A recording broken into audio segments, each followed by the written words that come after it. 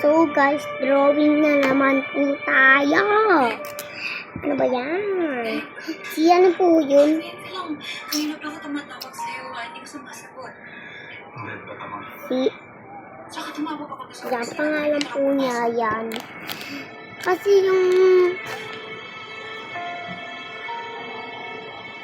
Ganyan yung pangalan niya eh.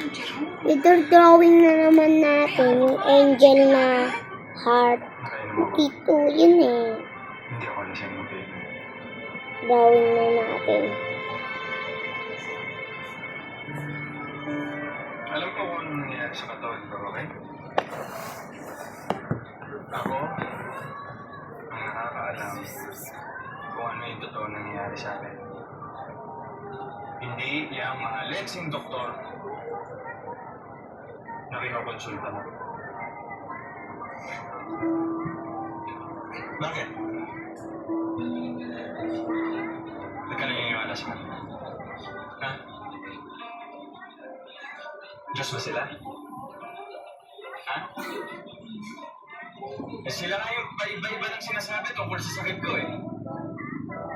Ang una, cervical spondylosis.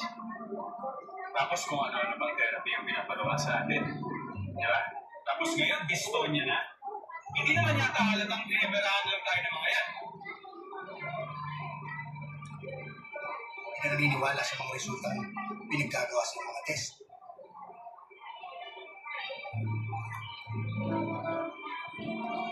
Ngayon, Tinawagan ko ng asawa mo dahil hindi ka nakakontak. ito na ako. Uy ka na. May pamilya ka na, Okay na guys. Kulayan na po natin. Ito guys. Kung gusto niyo malaman kayo, tanungin niyo yung doktor. Baka sila alam nila. Bye-bye.